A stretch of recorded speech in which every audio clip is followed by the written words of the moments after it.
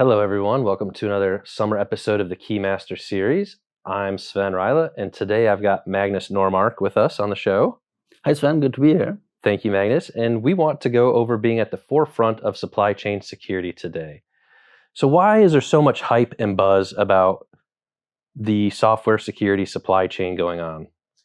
Well, I think we're living in an increasingly digitalized society, and that has a lot of good benefits, but also some risks.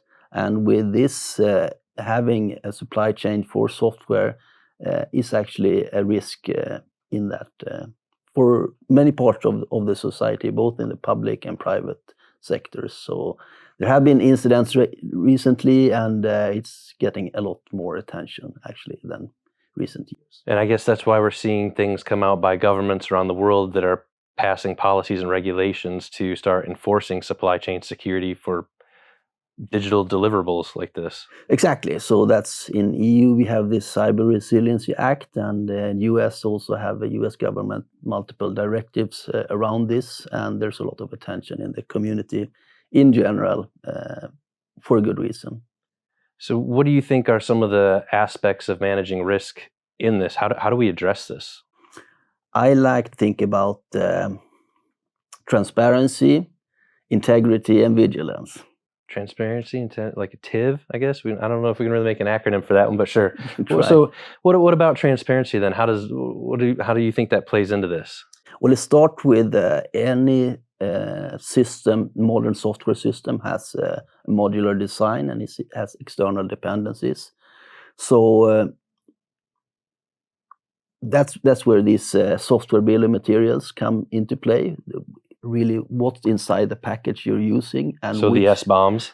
SBOMs. That's the catchphrase. That's the catch one that everybody's talking about today. Yeah.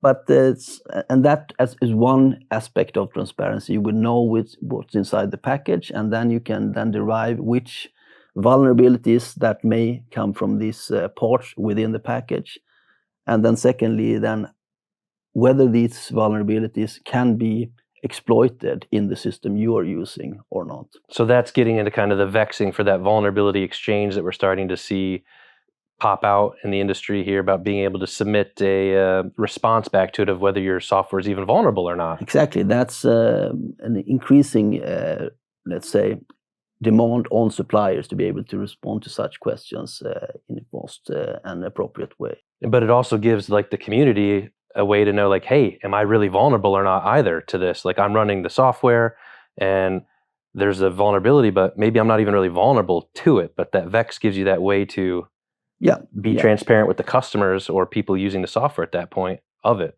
Yeah. So that's one part of the entire software development life cycle for individual components and entire systems, also by software suppliers today. So let's look at, how does like open source play into this then? Yeah, open source is really interesting in the sense that there have been incidents actually caused by malicious contributions to open source like projects. XZ, for instance, I guess would be a good example. That's one. A recent one too. But I think so. Open source, due to the transparency of open source, has put an early spotlight on this, and certain vulnerabilities have been detected and have caused incidents.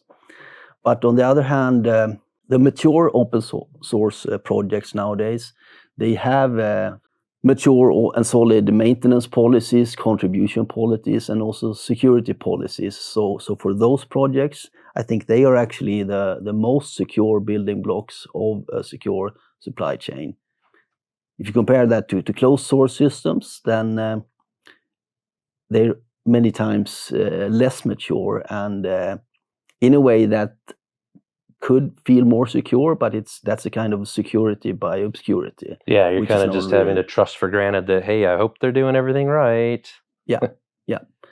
So there are those two angles of open source really in this area. So that kind of leads us up to the next spot of vigilance then. Yeah. Overall, you have to realize that you're working towards a moving target. So anything that you have validated as secure today may become insecure tomorrow because of new vulnerabilities being detected. And then you have to know which pieces you have to work with. Coming back to the transparency. Well, and that goes back to the SBOM too, knowing, hey, what is all in my software? Exactly, yeah.